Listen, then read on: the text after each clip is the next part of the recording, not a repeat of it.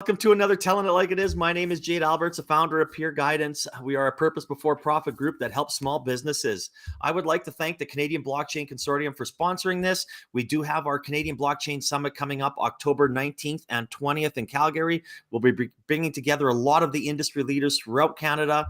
I will be posting it up in the comment section shortly, so you can just click on it and it'll take you to the website. But I want to get right after it here. I am excited about today's talk, and it's with Heiko Peters, the founder of Alethea Medical. How are you doing today?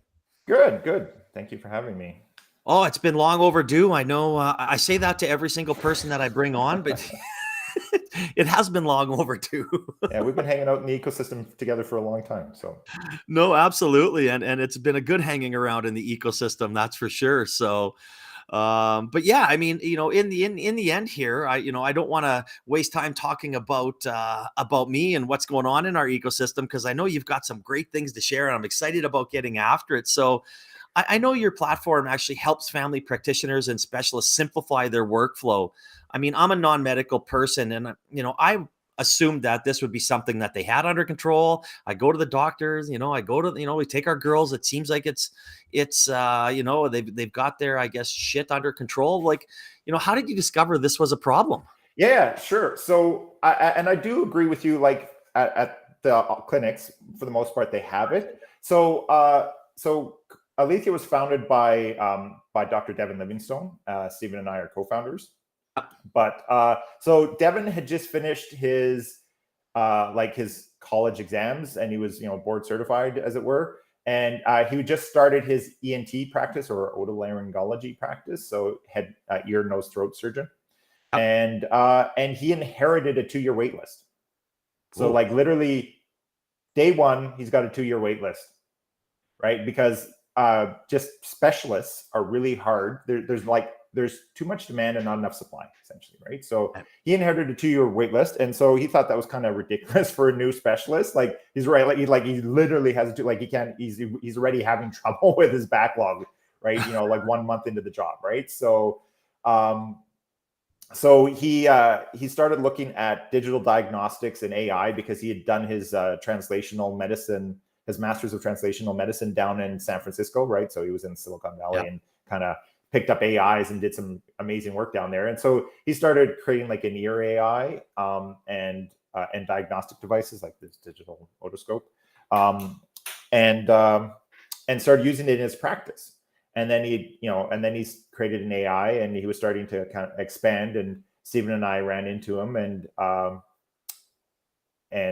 started working with him, and then joined the company. So, but yeah, so. The thing is, family physicians have their practice under control, but if you ever have an issue, they need to refer you to a specialist, especially more now than ever, because COVID made things just worse, but it was already bad before, because physicians are asked to sort of constantly being pressured to do more with less, right? The government, just before COVID, basically canceled their contract and was trying to play hardball with them, right? So physicians are asked to do, medicine getting more complex, and they're asked to do more with less. And then there's downward pressures on budgets. And because healthcare is 11% of GDP right now, which is, and only growing, right? And it's only worse with COVID, right? So, so the problem is that internally things are fine, but if you ever need to see a specialist, that's a 6-month to 48-month wait list. And it's done primarily, and communication between physicians is done primarily through fax, right? So fax has been obsolete for you and I for ever, and it's still how lawyers and doctors work, right? So inside their clinic, they're good, but communication with other specialists, communication amongst different clinics is basically primarily still done with fax, and that's not collaborative. It's not rich. It's very analog. Right. And so yeah, it's not great. And so if you have an issue and you go to your specialist under the traditional way, they'll say, look at your ear or your skin or your throat or, cardio or whatever it is. And then they'll fax the specialist and say, please see patient. Well, that really doesn't help the specialist a whole lot. If they're really nice, they'll say please see patient for, inflamed, swollen ear, right? Yeah. Ear, which really is like 75% of the ear issue. So that doesn't help the specialist either. So they basically send these kind of one-way faxes. They essentially hand off the patient. The specialists are overloaded, right? So, and so they basically have no choice but to add you to the bottom of their 6 to 48 month backlog. So how does your process work? How do you, I mean, Yeah. I am always still baffled by fax, right? I don't get it. I don't understand it. I mean, I just, every time I hear that, I just roll my eyes, and I'm just flabbergasted that is still the freaking process. Yeah, so there's a lot of systems out there, but none of them are properly integrated with each other. So they don't talk. So that's part of the problem. So really the only way that's the lowest common denominator is essentially fax, right? We even use fax. We hijack fax internally to like keep doctors' records up to date, because we know they will always accept and deal with fax. Like they already have workflow to deal with that. So we just like hijack that existing process. So Devin started with digital diagnostics, right, and AI, and then we joined him, and then we started a pilot clinic. And the doctors really found it interesting, but what they really liked was the like 24-hour access to Devin, right? Like, so we built this little app. So we gave them like this otoscope, an Android app, gave them the otoscope so they could take pictures and they could send it to Devin. And the pictures in the AI were interesting, but what they really liked was being able to like ask Devin a question and get an answer within 24 hours. Right? Because I mean, before, like Devin's wait list was 2 years. Actually, Devin's wait list is actually more than 4 years now. He can't even accept routine consults anymore. Right? It's just the backlog is so long that he can only accept like emergencies and issues. Right? He can't take a routine consult for someone who's got an earache. Right? So they could get this 24-hour access. Right? Like within 24 hours. Sorry, they could get, he would respond, and they really liked that. So we did kind of this. Wouldn't call it a pivot, but maybe a micro pivot, because we still do the digital diagnostics, we still do the AI, but now we do these e-consults. And so e-consults and referrals are different. So a referral is, I'm going to hand you off and I'm going to send that fax. I'm going to say, please see patient, and that's it, right? And then like your MOA is going to their MOA is going to eventually call you, and someone will eventually make an appointment with you and all that kind of stuff, right? But you just sit in this kind of queue for a really long time. Whereas with an e-consult, that's more collaborative. It's like, I have a question, I have an issue, I need an answer, right? I need some support. And so with this e-consult platform, it's electronic, so minus the fax. It's kind of like a WhatsApp kind of conversation. We've created like this chat kind of thing, but we can pass digital diagnostics, we can pass structured data, we can pass rich data like, patient files or like patient history. Every specialist has a structured form so that they can, get the 5 questions they need answered so they can actually diagnose it. And so 90% of the time, they can diagnose it just off the e-consult. Yeah. So you don't need to go in. Like 70% of the time, a specialist doesn't even need to see you. They can begin treatment, right? And treatment might be like, I need them to go get x-rays, right? To see what's happening in the ear, shoulder, whatever specialty it is. Or it might be like, try them on this medication for 2 weeks first. But like 70% of the time, 90% of the time, they can diagnose you based just on the consult. And then with that, 70% of the time, they can just they can just treat you without needing to see you. So that basically you can begin treatment in 24 hours because they can collaborate and have the right data to make the right decisions. And there's no faxes. Technically there is faxes, but it's really more of a record keeping thing than a communication thing. So.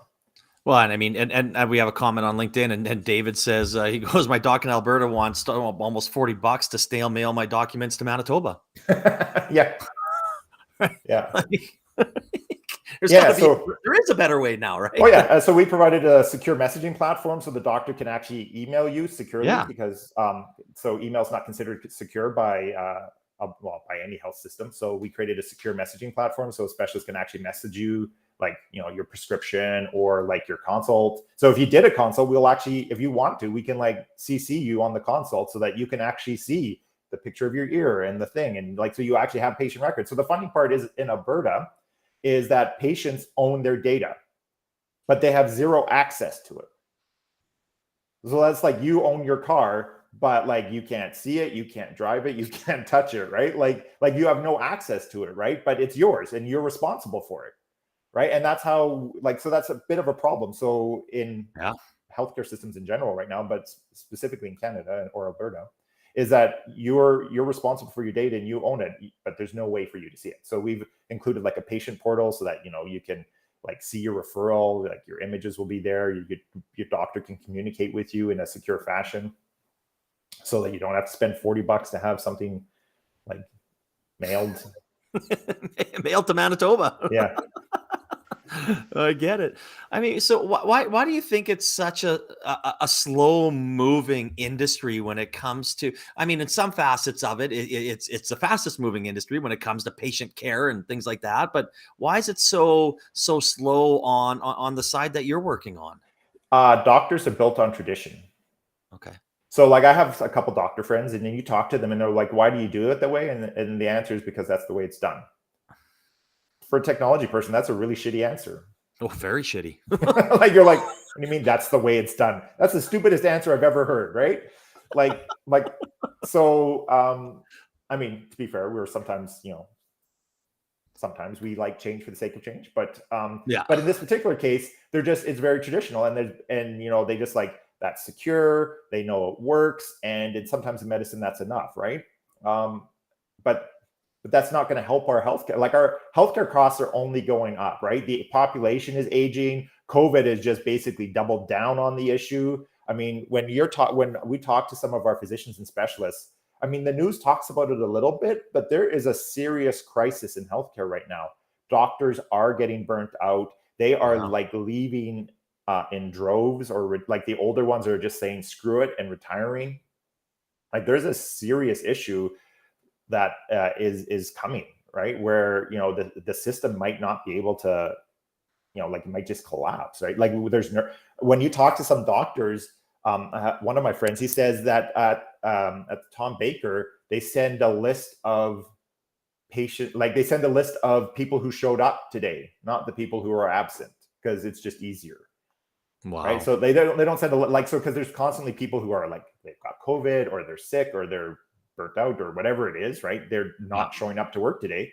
And the list right now of who showed up is easier than the list of who didn't show up. So yeah, that is, I mean, and look at what's been kind of leading the news this week, right? You know, Doug Ford's announcement on healthcare in Ontario, right? Like it's been literally saying like, we got to fix this. Yeah. I mean, the Canadian College of Physicians a couple of weeks ago put out a letter basically like it's a serious issue. It's an amazing letter. If you can, I think they just tweeted it. So, but it's a really interesting letter, and it's a call for, like, it's a plea really for action, and this like trying to put it out there that there's a serious issue and it's not sustainable, right? Yeah. I mean, just the lack of nurses alone, but on top of it, you have doctors being burnt out, and in traditional ways, like for instance, on a referral, they will refer a patient. And then it's that physician's job to really it's the physician's MOA, their admin's job to basically follow up and see where that is. And like, is the patient being seen? Like, because there's no connection between systems. You could go and see the specialist, have a surgery, and unless the specialist notifies the doctor, they don't even know sometimes. Yeah. Right. So patient care is like, medicine's getting more and more complex. You know, we know more and more, we can do more and more. But it's also like, you know, we're trying to treat more people with less resources, right?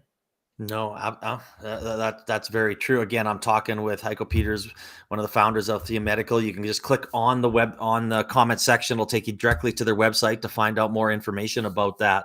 So I want to kind of talk about starting up in Alberta. We'll get into the investing, kind of trying to raise in a little bit, but how hard is it to or maybe easy for that matter to kind of start a healthcare, a med tech company, in the province of Alberta? It's actually not bad. So I think one thing Alberta doesn't get enough credit for, especially maybe outside of Alberta, is there's actually a lot more happening here than people think. there's actually a lot of startups. So there's a life sciences innovation hub down by the university, right? Pre-COVID, there was like monthly meetings. Like there's like the rainforest ecosystem, right? But then inside those ecosystems, there's other ecosystems. Like you've got your blockchain ecosystem. There's the life sciences ecosystem. So there is ecosystems, and there's actually lots of interesting companies doing interesting things. Like Makata's doing interesting things. Ava's doing interesting things. Like so, there's lots of little startups there. And there is like healthcare actually gets a bit of funding from like mostly government, but there is kind of support because healthcare things, like especially if you're like in pharmacy or something like that, it can be expensive, right? So I know they've created like some wet labs and stuff. So there's been a lot. So it's actually Alberta's actually a good place to start. It's maybe not the best place for funding, but it is actually a good place to start because there is ecosystem, there are supports, there are actually lots of little companies doing it. So starting is easy, maybe growing is more difficult, but.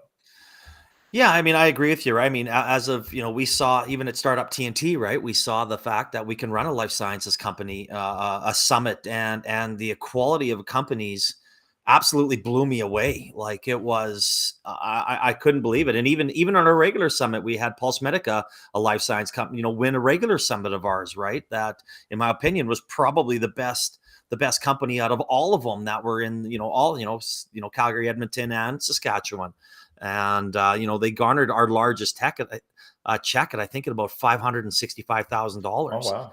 So I mean, I agree with you, on that end, and like having API or maybe UC and Health Cities and Thin Air Labs, obviously promoting a lot of the health companies here. I think you are right. There is a lot that is here to support the early on stuff that you're able to capitalize on.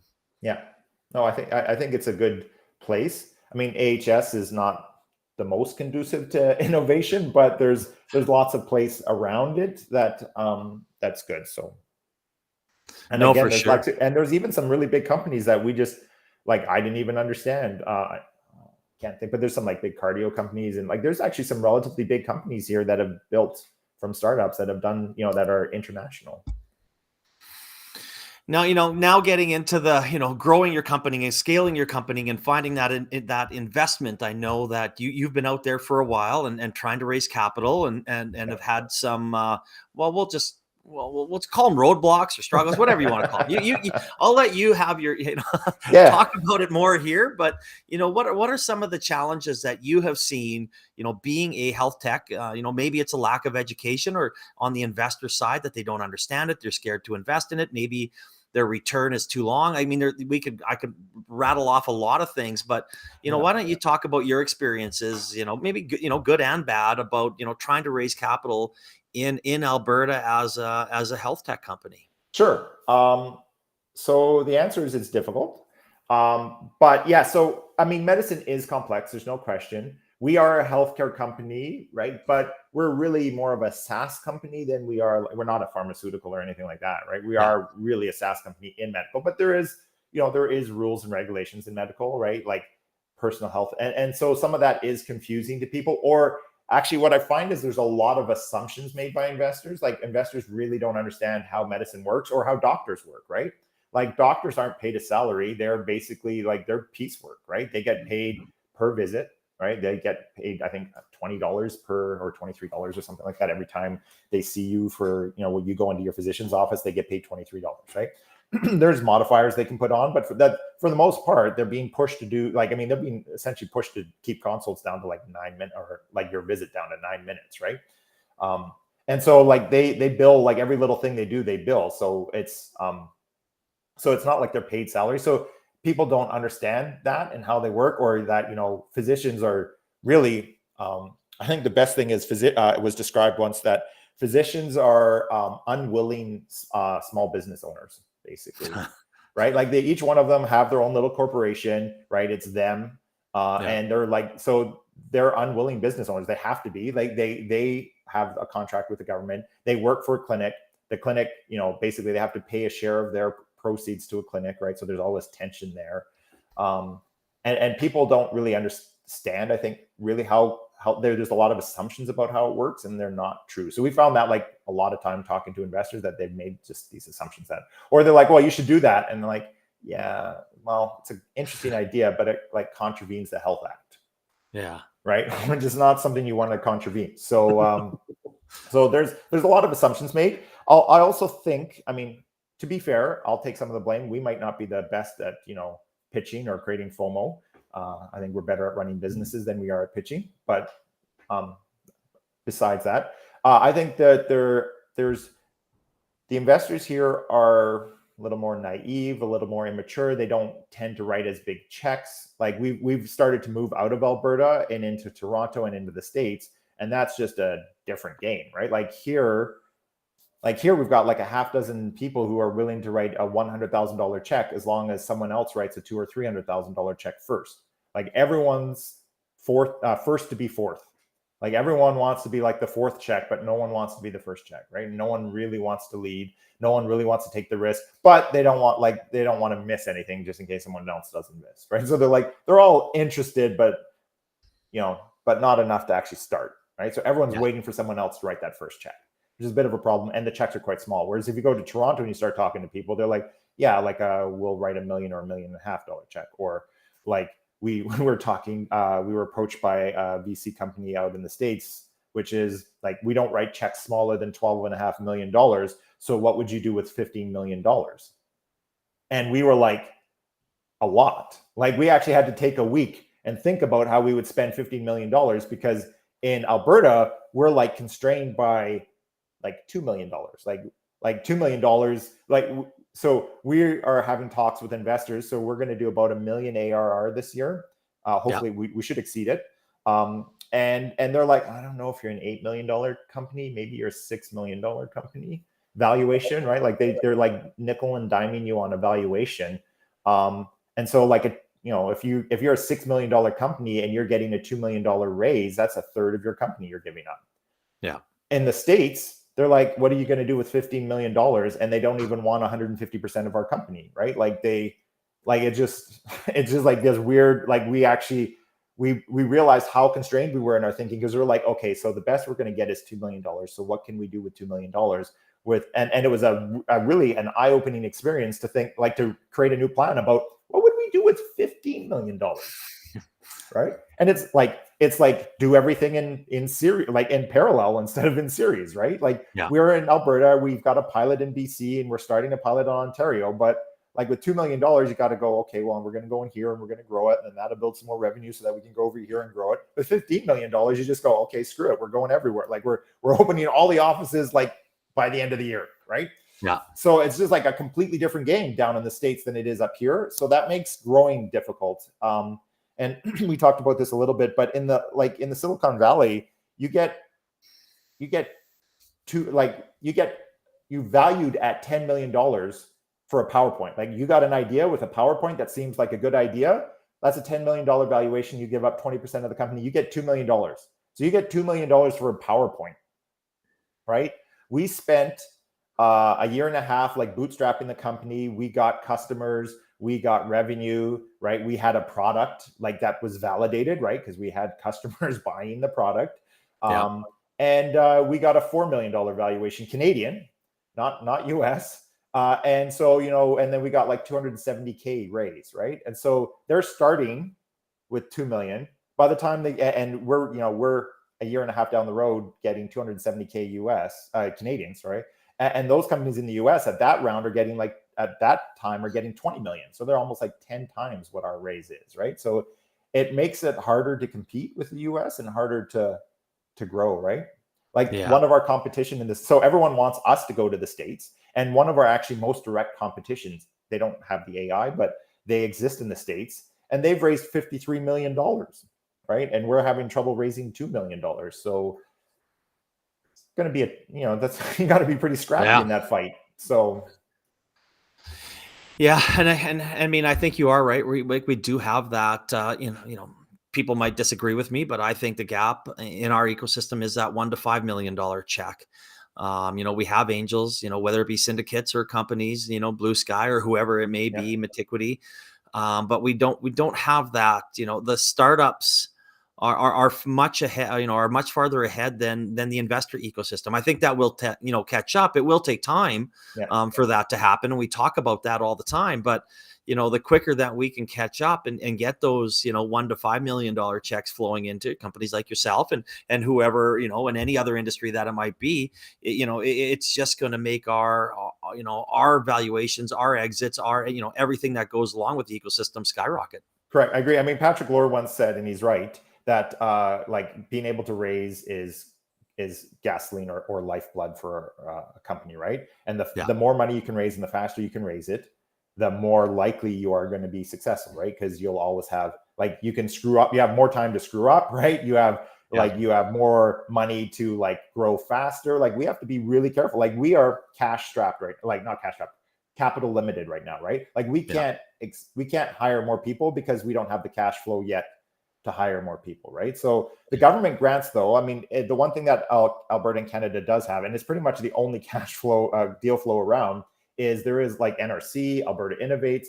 They're like, especially once you kind of have a bit of a threshold where you're making income and stuff, so you're not like just this crazy idea. Once you can start making money, most of the deal flow comes from the government, which is, I mean, thank God it's there for us. Like, thank God it's there. But, they are slightly more bureaucratic. There's a lot of paperwork I have to fill out, and there's a lot of stuff they do. But like, thank God it's there, because that's how we've managed to like grow and hire and kick off new projects, right? So we've raised triple the amount of money from grants than we have from actually VCs.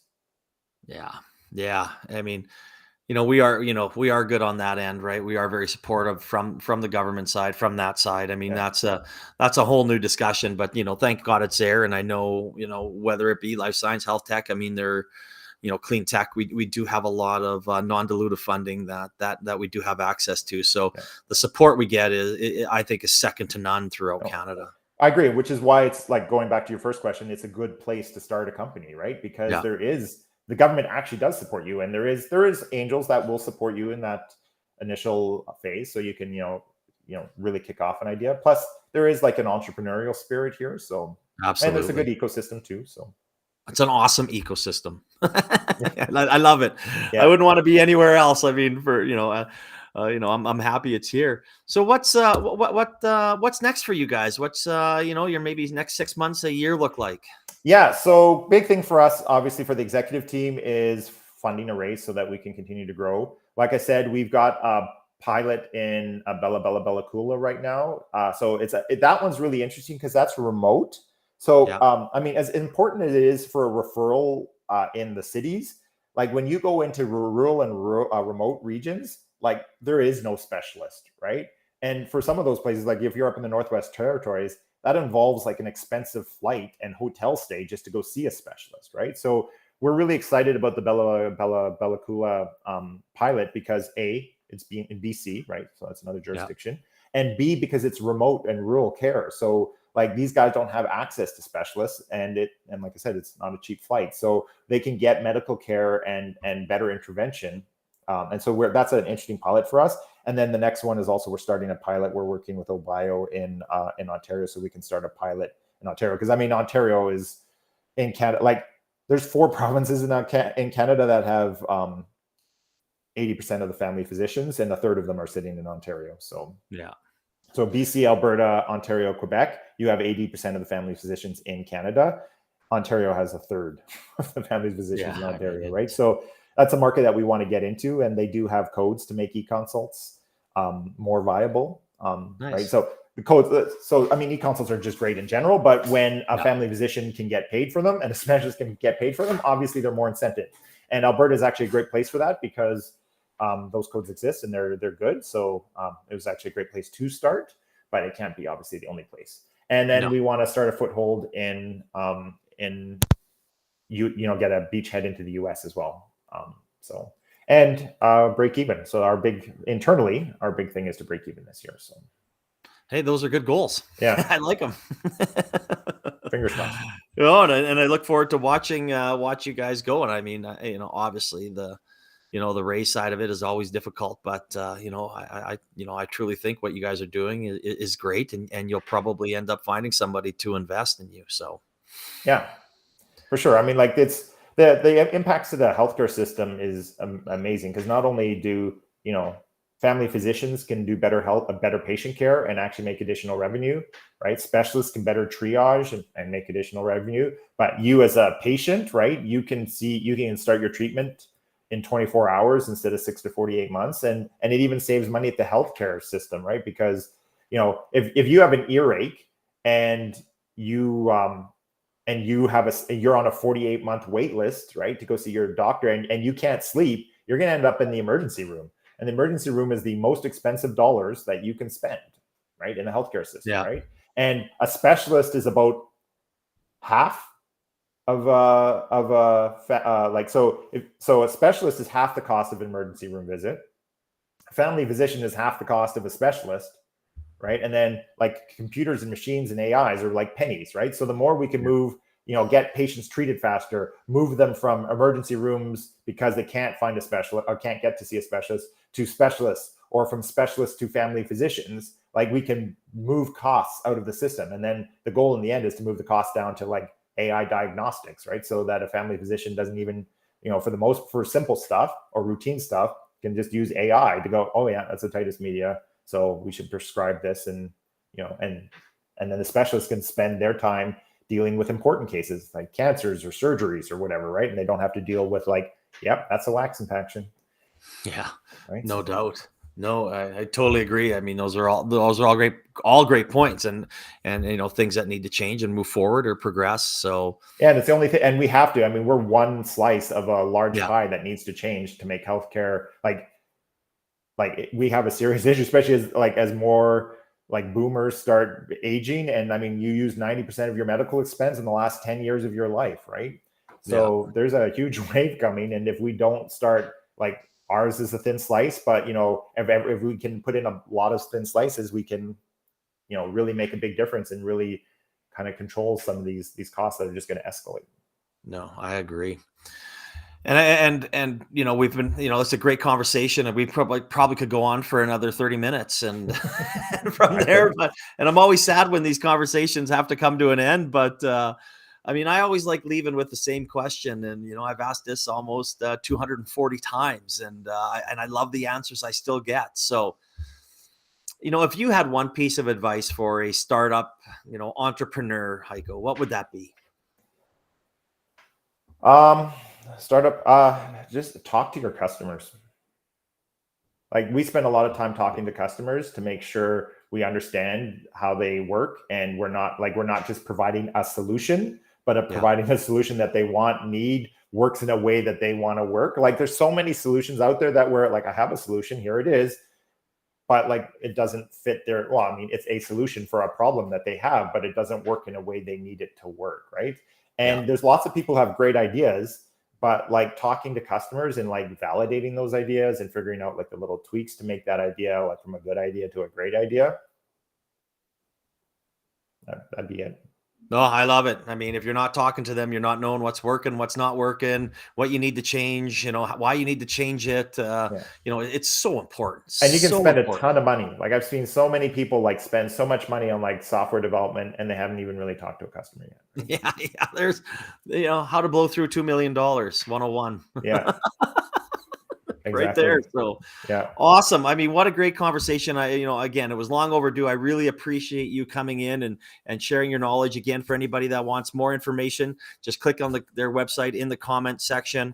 Again, looking for, the blockchain summit that's coming up. The early bird tickets are on sale now. And again, I hope everybody has a great day. Heiko, thank you so much again. And I hope everybody enjoys the rest of their week. And we will be back here next Wednesday. So have a great day, everybody, and we'll chat soon.